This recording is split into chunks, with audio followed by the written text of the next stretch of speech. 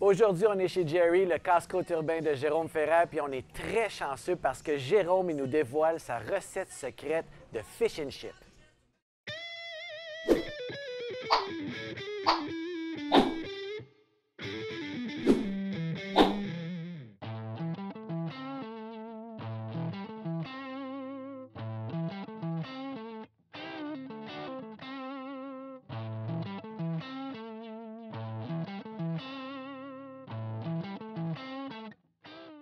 Jérôme, Oui. mon ami Antoine Gélina, il m'a dit que tu faisais la pâte à fish and chips. OK? La pâte. OK? Donc, je veux avoir le secret. OK. Parce Mais que moi, les fish and Mais chips. souvent, tu sais, le secret en cuisine, il n'y en a pas beaucoup. C'est souvent les tours de main. Ah. C'est là où ça devient le secret un petit peu. OK. Mais je vais te dévoiler un petit peu notre pâte à nous ici, chez Jerry, OK. qui est quand même toutefois délicieuse, ça, c'est certain. Ah non, non, mais ça. Ça prend beaucoup de choses et pas tant de choses. On a souvent ça à la maison. OK. La fécule de pommes de terre, on pourrait changer avec la fécule de maïs. OK. On a du sel, OK. de la farine. On va avoir de la poudre à pâte. Ça, Ah des oui. fois, un petit peu, c'est un peu plus délicat à retrouver à la maison, mais ceux qui font de la pâtisserie vont en avoir forcément. Du paprika, Ouais. des fines herbes, un blanc d'œuf et de la bière. J'en suis sûr, dans des foyers comme le tien, c'est pas difficile à trouver. Voilà. Puis là, c'est toute une question d'assemblage, c'est Ouais, ça? exactement. Qu'on met tout ensemble, puis... Non, on met pas. Ça serait merveilleux si ça fonctionnerait comme ça en cuisine. Mais regarde, on n'est pas loin de ça. OK. Donc là, je vais prendre simplement ma fécule. Ouais. Je vais mettre ma fécule ici et je vais rajouter mon sel, ok? Parce que le sel, il faut vraiment pas que je le rajoute avec ma poudre à pâte. Ça va pas faire bon ménage. ok? Ah non? Non, non, Ils s'aiment pas? non, ils s'aiment pas du tout. Ça se chicane et après tu es là à essayer de les départager. Et non, faut pas perdre de temps là-dessus. On rajoute la farine, OK. je remue. Ou tiens, je vais te faire Ah participer. ben oui, tu OK, c'est remues. bon, c'est bon. Moi, ce que j'aime faire, comme toujours les vinaigrettes, tout ça, Oui. c'est de toujours commencer l'assaisonnement au début.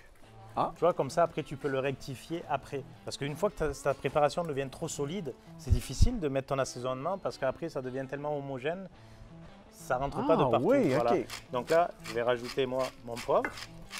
Et après, on goûtera la préparation et on pourra rectifier également.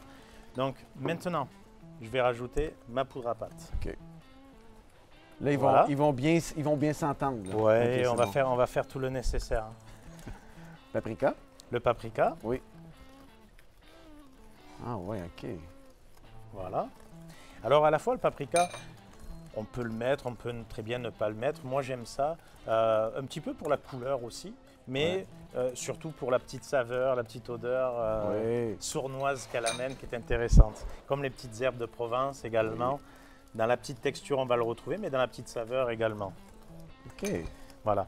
Là maintenant ça va devenir intéressant. Alors si tu veux, Oui. on va prendre le plus gros fouet. Parfait.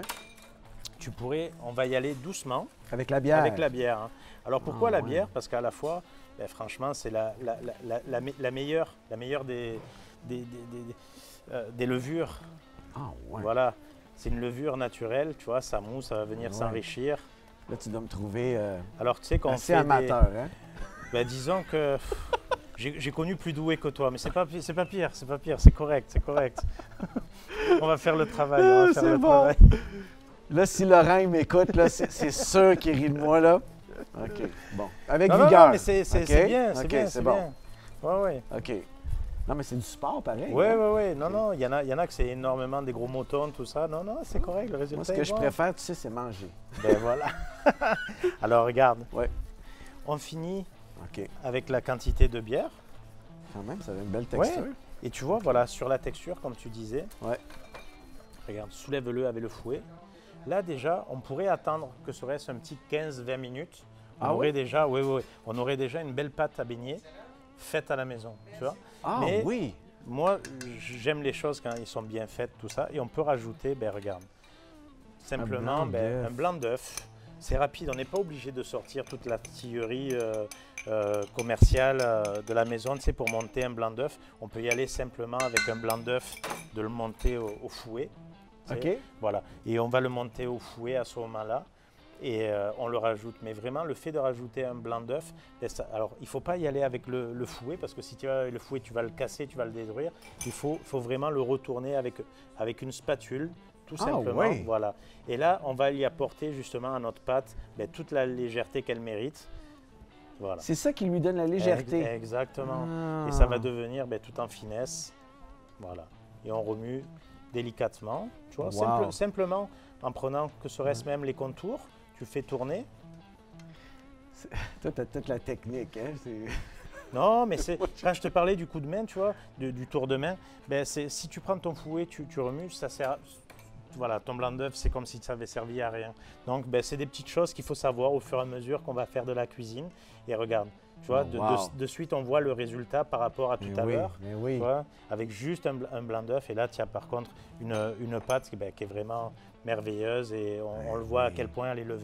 Voilà. Fait que là, tout ce qui suffit, c'est de mettre le poisson dedans. Oui, choisir des beaux petits morceaux de filet de poisson blanc. Okay. Toujours d'éviter que ce soit trop gros. Pourquoi? Parce que si tu vas le faire frire, la pâte va être bien cuite, mais le poisson à cœur va être cru. Okay. Donc, ou alors, tu le fais juste simplement pré-cuire, rapidement au four, avec un petit filet d'huile d'olive ou à la vapeur. Et là, à ce moment-là, tu le fais refroidir bien comme il faut. Tu vas rentrer ta pâte et là, tu le pars en cuisson. Qu'est-ce que tu préfères, toi, comme poisson blanc? Oh, les deux. Moi, j'aime que ce soit la morue, l'aigle fin, tout ça. Non, j'aime tout ça. OK. Puis, quand je vais le faire frire, là, je le fais frire dans quoi? Ça, c'est une question bien d'huile végétale, tout OK. simplement. Et c'est tout simple. Vraiment, c'est une pâte à beignet. Quand tu vas voir ta cuisson qui va être parfaite, bien sûr, c'est quand ça va remonter à la surface, tu vas le retourner et tu vas avoir la coloration comme une frite. Que ce soit cuit à la perfection, croustillante, dorée, et voilà, tu le retires. Et à la limite, toujours pareil, tu fais le premier beignet, tu le mets en cuisson et tu vois un petit peu le temps de réaction, le temps de cuisson, parce que ta poêle également, ton bain d'huile, sauf si c'est ménager, où tu vas le standardiser à la température, mais sinon, tu regardes à peu près comment ça réagit avec un, avant d'y aller pour 4-5 en cuisson en même temps. Merci beaucoup, chef. C'est vraiment avec le fun. plaisir. C'est sûr que je fais ça chez moi, c'est certain. Là.